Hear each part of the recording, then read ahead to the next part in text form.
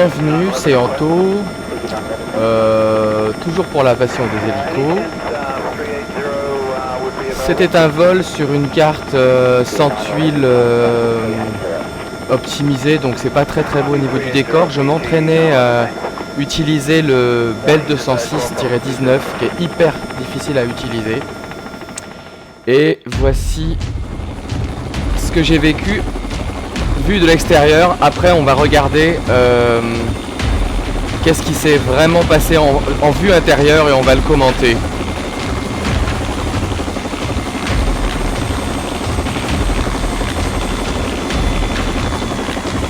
Là il y a une perte de contrôle de l'appareil qui est à la limite de s'écraser. Donc maintenant qu'est-ce qui est arrivé? Donc là je suis en approche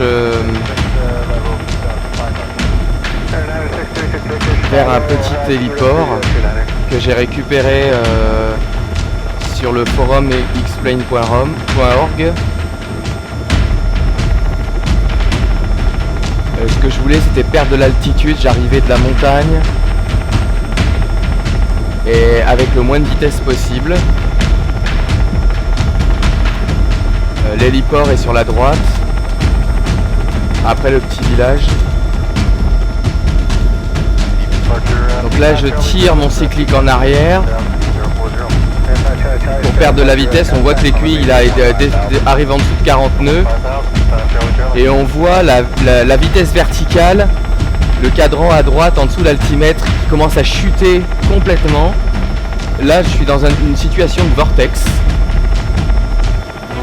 L'hélico est en train de tomber en fait, complètement. J'essaye malgré tout de le stabiliser et d'augmenter le collectif, tout ce qu'il ne faut pas faire. Du coup j'amplifie le phénomène. Et bien j'arrive quand même à le rattraper, on voit que l'aiguille se rapproche vers 0. Et hop là elle est repartie et ça va redescendre encore.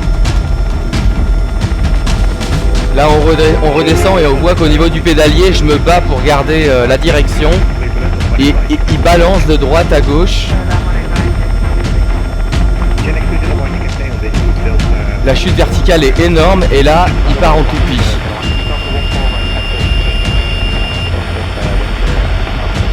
Et là, arrivé proche du sol, je dois sûrement profiter de l'effet de sol et j'arrive à rattraper l'hélico. Faire mon demi-tour et à reprendre un petit peu de vitesse. Alors c'est le fait de reprendre de la vitesse en chutant qui fait que je suis reparti. Là je reprends un tout petit peu de vitesse pour aller vers le petit héliport qu'on voit là, l'espèce de carré gris là devant.